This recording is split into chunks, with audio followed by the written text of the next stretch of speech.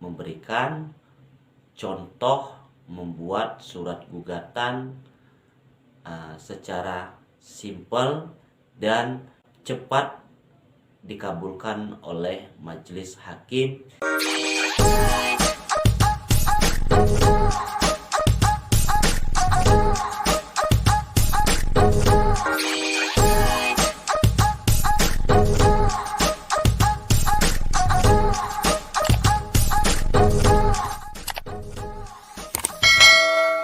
Halo, salam pencari solusi dan keadilan. Terima kasih sebelumnya telah menonton channel YouTube saya. Jangan lupa like, comment, share, dan subscribe untuk mengetahui perkembangan terbaru di channel saya. Jangan lupa pula notifikasi lonceng. Baiklah, pada kesempatan hari ini saya akan memberikan contoh bagaimana membuat surat gugatan perceraian.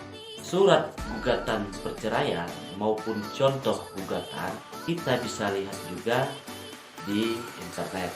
Ada banyak pengadilan agama maupun pengadilan negeri memberikan contoh format pembuatan surat gugatan perceraian. Nah, pada kesempatan ini saya akan memberikan contoh membuat surat gugatan secara simpel dan cepat dikabulkan oleh majelis hakim yang memeriksa dan memutus perkara diajukan baik oleh suami maupun oleh istri. Contoh membuat surat gugatan, yang pertama membuat tanggal, bulan, dan tahun. Maksudnya di sini kapan, tanggal, dan bulan serta tahun saudara hendak mengajukan gugatan perceraian. Kemudian tujuan surat gugatan itu diajukan misalnya kepada yang terhormat Ketua Pengadilan Agama, misalnya Agama Yogyakarta. Itu yang kedua. Yang ketiga, identitas para pihak, dalam hal ini baik suami maupun istri. Seandainya yang mengajukan gugatan istri, maka istri sebagai penggugat. Nah, dijelaskan misalnya istri bernama Simawar, kemudian tempat tanggal lahir, kerjaan, agama, kewarganegaraan, dan alamat.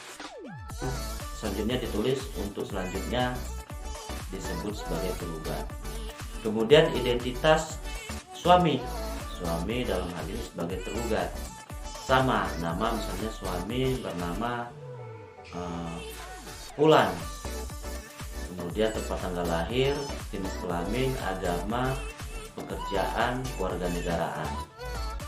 Kemudian alamat. Dicantumkan juga untuk selanjutnya disebut sebagai tergugat.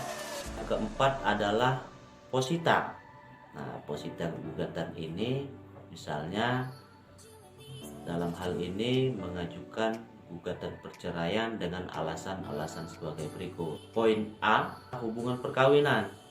Jadi antara suami dan istri mempunyai hubungan perkawinan yang terpentingnya adalah kapan perkawinan itu dilaksanakan, kemudian dikuatkan dengan kutipan akta nikah, dicatatkan di KUA Kantor Urusan Agama Yogyakarta, atau secara non muslim di Dinas Kependudukan dan Catatan Sipil Pemerintahan Kota Yogyakarta misalnya. Nah, dituliskan akta perkawinan nomor berapa dan tanggal berapa. Poin B menceritakan bahwasannya setelah perkawinan antara suami dan istri tersebut tinggal di mana, misalnya tempat tinggal mertua laki-laki. Kemudian sampaikan kalau memang mempunyai keturunan ataupun belum mempunyai keturunan. Apabila sudah mempunyai keturunan, sampaikan misalnya anak dari suami istri tersebut 3 orang.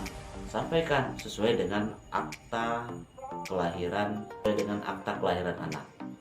Yang kelima, alasan saudara mengajukan gugatan perceraian. Apa alasannya?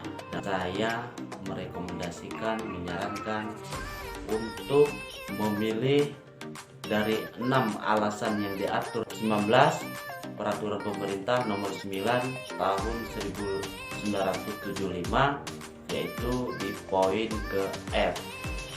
Antara suami dan istri selalu terjadi perselisihan dan pertengkaran terus-menerus, tidak ada harapan akan hidup rukun kembali. Sini sampaikan juga bahwa mulanya rumah tangga antara penggugat dan tergugat, baik suami maupun istri, dalam keadaan rukun, namun sejak bulan Januari, misalnya Januari 2022, rumah tangga antara penggugat dan tergugat mulai goyah karena sering terjadi perselisihan dan pertengkaran terus-menerus. Yang disebabkan apa di sini? Jangan juga saudara memberikan alasan penyebabnya adalah karena suami tidak cinta lagi, atau antara suami dan istri sudah tidak saling menyayangi. Nah, di sini saudara harus lebih spesifik penyebabnya. Penyebabnya apa? Misalnya terjadi perselisihan dan pertengkaran itu penyebabnya karena apabila istri telat memberikan sarapan, suami mulai tidak suka dan marah-marah, sehingga terjadi pertengkaran antara suami dan istri. Kenapa saya menyarankan untuk memilih di poin ke F, antara suami dan istri selalu terjadi perselisihan dan pertengkaran? Karena saudara tidak sulit untuk membuktikan perkara saudara, perkara perceraian itu dikabulkan dengan memilih alasan bahwasannya antara suami dan istri terjadi perselisihan dan pertengkaran terus-menerus, dan itu banyak juga dikabulkan oleh majelis hakim baik di pengadilan negeri maupun di pengadilan agama. Keenam, dasar hukum.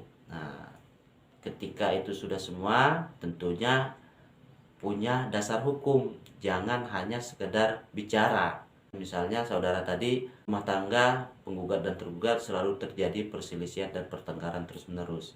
Apa? Sampaikan dasar hukumnya. Ya, misalnya pasal 19 huruf F Peraturan Pemerintah Nomor 9 Tahun 1975 berbunyi, antara suami dan istri selalu terjadi perselisihan dan pertengkaran terus-menerus dan tidak ada harapan untuk rukun kembali. Selanjutnya adalah kalau memang mau meminta untuk nafkah anak, uang masa idah, uang hutah, dan lain hal sebagainya, disampaikan di poin itu. Yang ke-8, petitum. Nah, tadi kita jelaskan ada posita, kemudian ada petitum. Nah, petitum ini tuntutan kita maksudnya.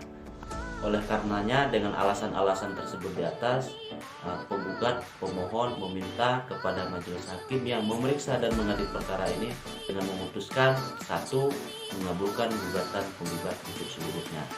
Yang kedua, menyatakan perkawinan antara penggugat dan tergugat yang dicatatkan di kantor urusan agama atau Dinas Kependudukan Catatan Sipil dengan kutipan akta nikah nomor sekian-sekian dan atau akta perkawinan nomor sekian-sekian yang tercatat putus karena perceraian.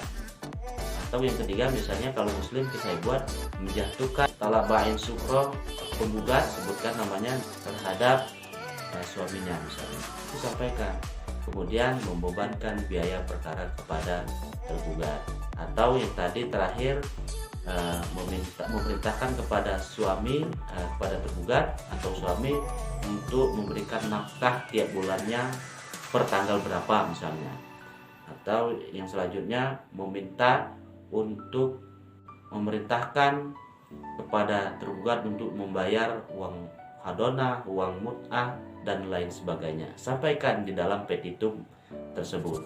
Kemudian adalah boleh disampaikan, boleh tidak, atau apabila majelis hakim berpendapat lain, mohon putusan yang seadil-adilnya.